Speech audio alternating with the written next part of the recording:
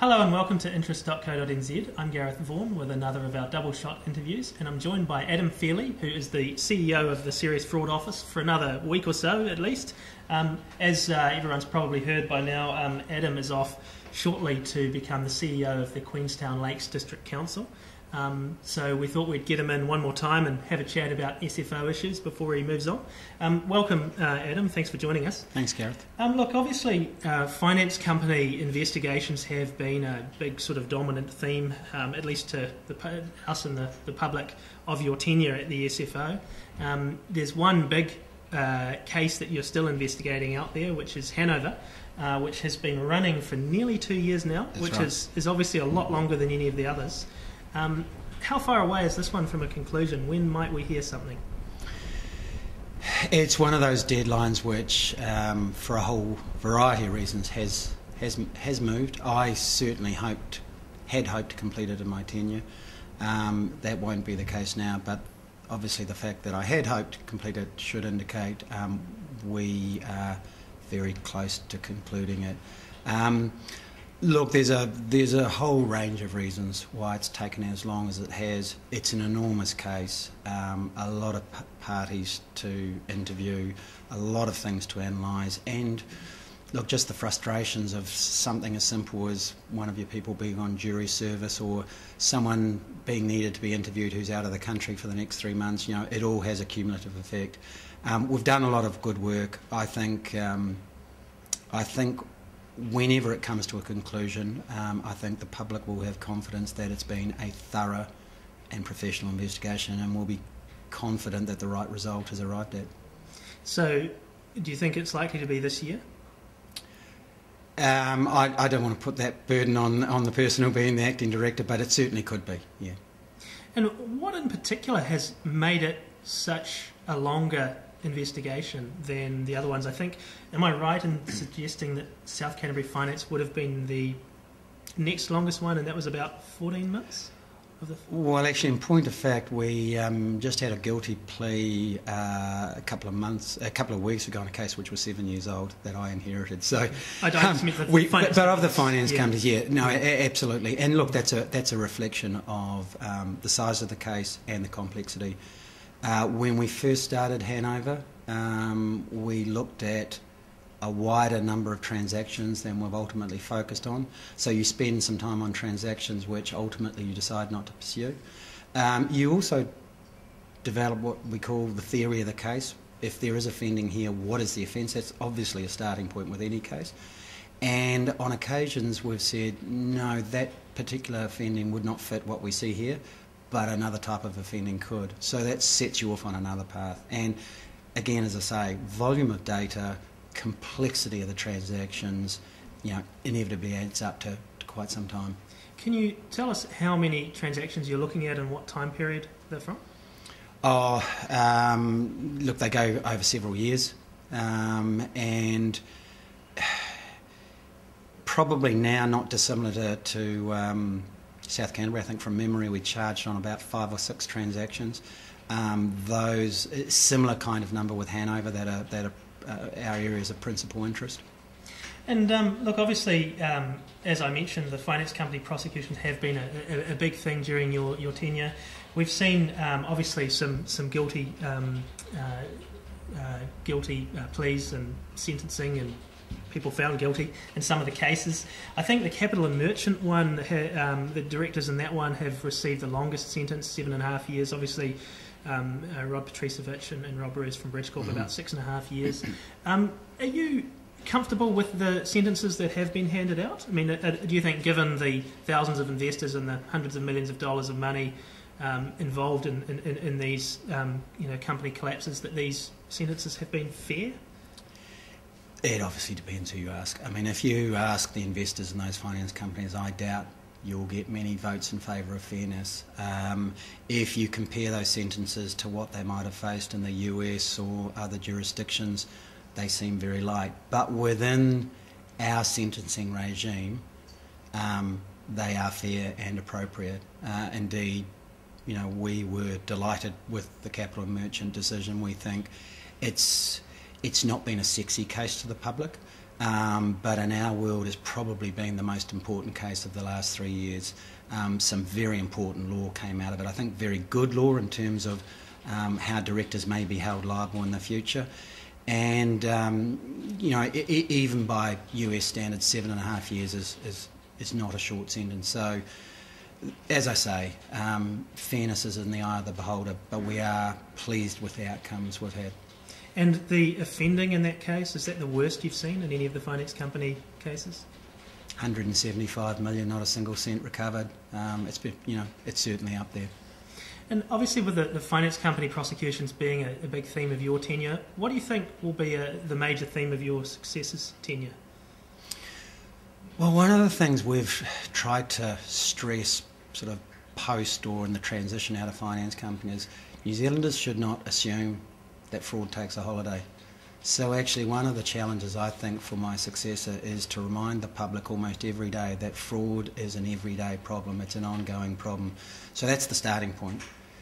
Last year we opened 40 investigations, the biggest number ever in SFO's history, and not one of them are finance companies. So that tells you something. That tells you that there's plenty of other fraud about. I don't have a crystal ball, but I think there are two areas we need to be concerned about without necessarily knowing whether they'll translate into a lot of fraud. The first is foreign corruption. It's everyone else in the world in law enforcement that I talk to, so it's a growing concern. Transnational crime's a growing concern generally, but specifically in financial crime. New Zealand won't be immune to it, so I think that's something we really need to focus on. And the other one is obviously Christchurch, because fraud looks for money. And there's a lot of money in Christchurch, so it's reasonable to assume, as Peter Dent from Deloitte said last week, that there will be financial crime down in Christchurch. Now, you're touching on the international picture. I saw a note the other day from Chapman Tripp saying the SFO was actively looking for evidence of overseas bribery and corruption by New Zealand companies and will investigate any genuine allegations. Is this correct? And if so, have you found any evidence of overseas bribery and corruption by New Zealand firms? And do you have any investigations open as a result of this?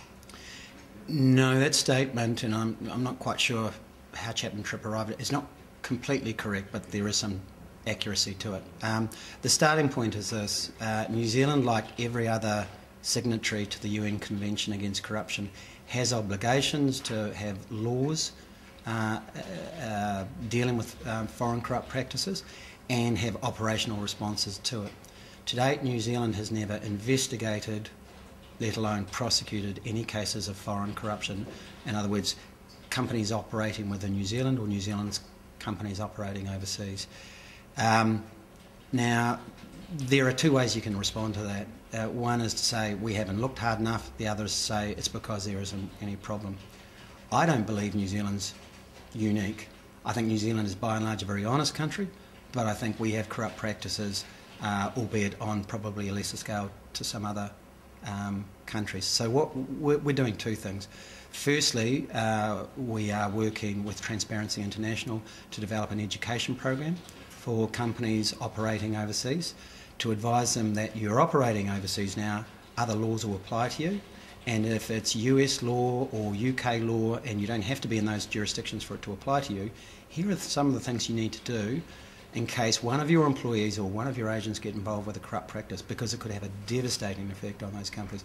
So point number one, we want to educate New Zealand companies about how to deal with the problem. Point number two is if we hear about anything, then we want to be far more active in responding. It's one thing to say there isn't a problem if you don't go looking for it. It's quite another to look for it, and to look for it hard and then say, you know what, we've looked and we still can't find it. That's where we need to get to, as opposed to simply denying there's a problem. Okay. And you're also working on a cost of economic crime report. Whereabouts are you at with that, and have you got a figure on that cost yet? I've got a figure. It's not a figure everyone agrees with. Look, the report is by and large, our input is finished, but there are a lot of other government departments. This is an all-of-government report, isn't it? It's an all-of-government report, so it's not just SFO who have input into that.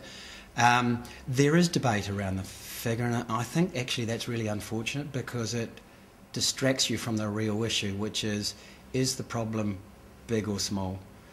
Now, We in the SFO think it is reasonably big. It's not big relative to a lot of other countries in the world, but it's big in terms of what we can afford to happen.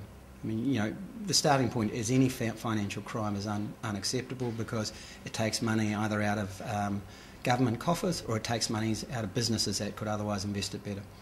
I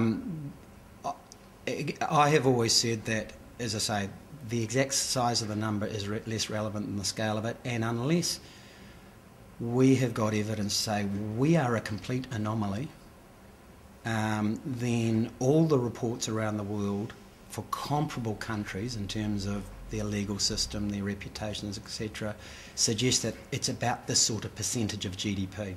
And that's people need to understand. It's a crime of deceit. So these are always estimates, and some people might say they're guesstimates, and some people may say they're a wet finger in the air. But they are estimates, and even at the lowest end of that estimate, it's a big number.